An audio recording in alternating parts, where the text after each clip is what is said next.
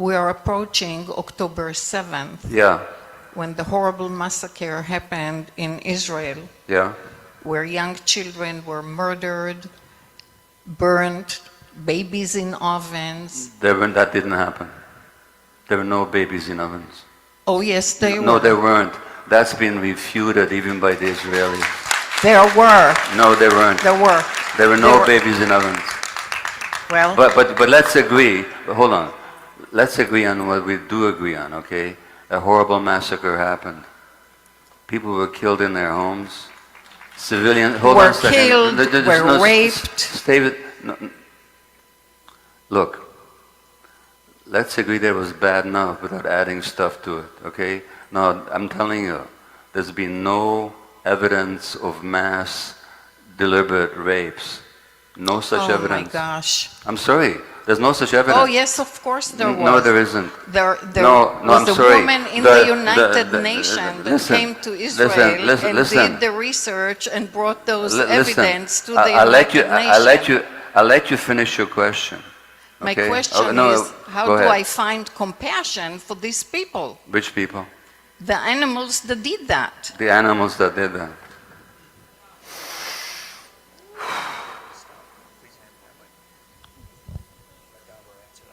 I get your point of view, okay? In your point of view, everything you read actually happened the way you've read it? Hold on a second. I'm telling you what I understand your point of view to is. There was mass rapes, children beheaded, put into ovens, so on. Okay, now, objectively, I'm telling you, I looked at all the evidence I could. There were horrible massacres. Let's agree on that, okay? There were hostages, including young children and elderly people, civilians that should never have been captured, that were taken into captivity. Let's agree on that, okay? On the specific issues of babies in ovens and mass rapes, you and I are not going to agree, because I looked at evidence that you haven't looked at. But hold on a second. Let's just agree on what we do agree on, okay? And then let's take your question. How do we have compassion for these animals? Well, I'm not going to get into a big political rant here, but I'll tell you what I think very quickly, okay? If I saw the world from the perspective that you see the world from, I would 100% agree with you. But that's not how I see the world. That's not how I see the world. Number one. Number two, I've been to Palestine. 2.5 years ago, I went there to work with Palestinian women who've been tortured in Israeli jails, which has been documented by Israeli Physicians for Human Rights, by B'Tselem, the Israeli Human Rights Organization, by United Nations and others. Nobody ever talks about the thousands of Palestinians. Did you know that 2 Palestinian doctors were tortured to death recently by Israel? Doctors tortured to death. Now my question to you is, and I'm not going to go into the history, this is not the place for it, but I have a different view of the history. I used to see it the way you do. I don't anymore. I'm not gonna go into how I do see the history, because this is not the. Just let me finish. Honest to God, I'll give you the last word. I promise you. I do promise to give it. Okay. History did not begin on October the 7th. And here's what I know. Most of my fellow Jews. Now in Canada, you know, I mentioned the residential schools. In Canada, 4 years ago, there was a poll, a national poll. Now thousands of children died in those schools. People were tortured, raped, all kinds of stuff. Not even controversial. There was a poll in Canada.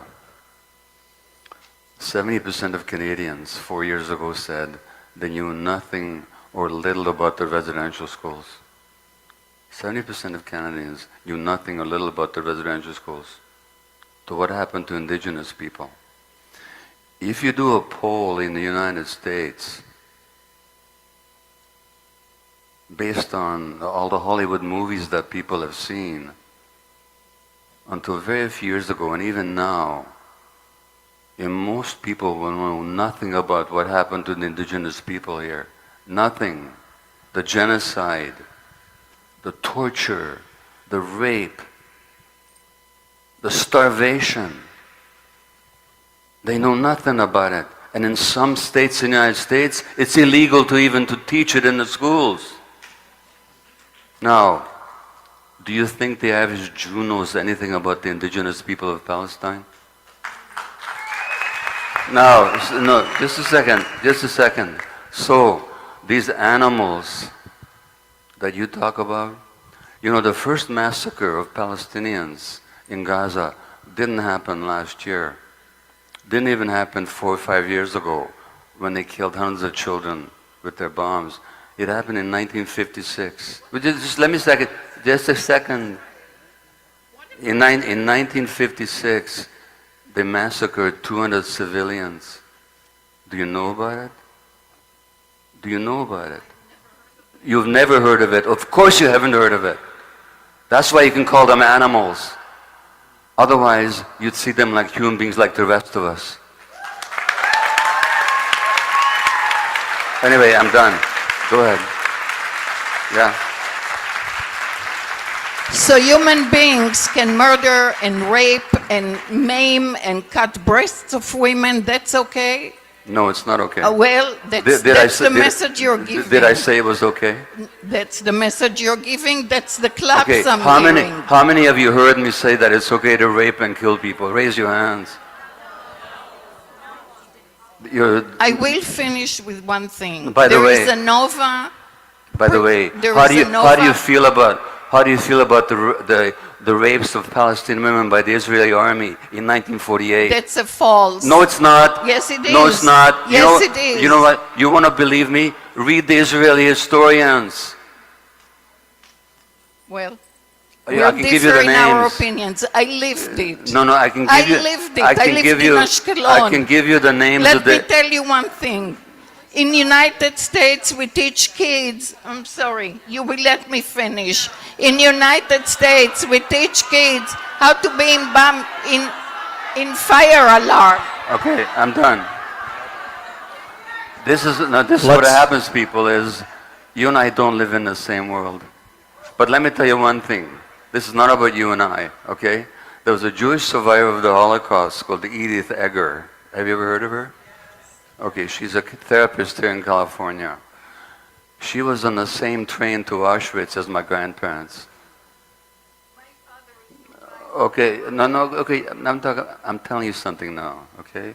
I'm not debating with you anymore. You and I don't live in the same world. We don't. You're a good person, good heart. We don't live in the same world. Just let me finish. Edith was on the same train to Auschwitz as my grandparents. Her parents were on the same train. My grandparents didn't survive. Her parents didn't survive either. She did. And at some point in her book called The Choice, which is worth reading, she goes back to Berghof, I think, which is Hitler's lair in the Bavarian Alps.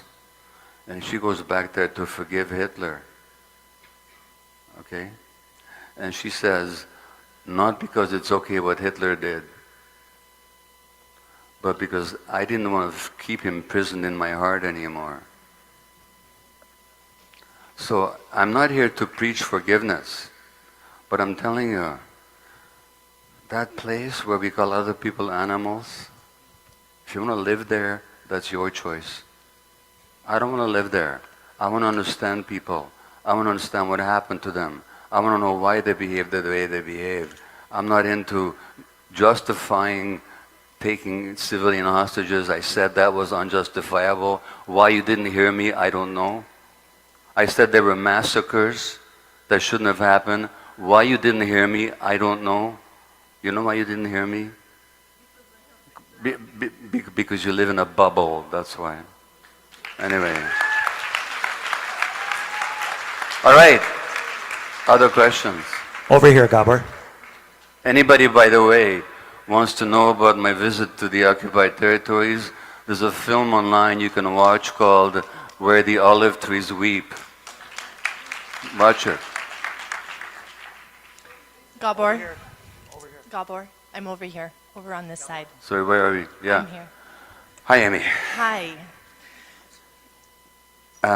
Being a healer. Let me just say, this is difficult. This is really difficult. It's difficult because this debate has been going on in the Jewish community for over 100 years now. Not that you know that, but it has been going on for 100 years. It's going on especially right now. And you can see how, whether I'm right, whether my friend here is right, whether neither of us are right, just how big the feelings are. And it's even for people of goodwill like you and I know you respect me. You wouldn't be here otherwise, you know? It's so difficult to communicate.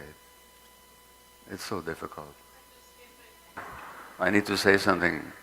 I apologize to you. Okay? You're asking a question, and I allowed myself to get triggered and get into an argument with you. So I apologize to all of you. It's an example.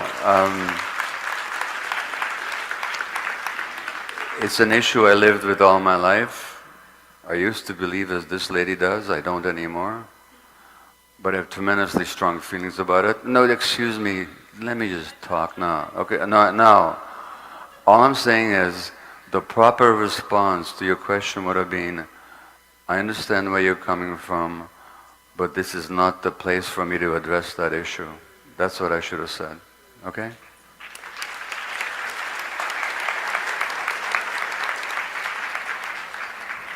And nothing you said explains my own emotional reaction. That's totally my own responsibility. Okay?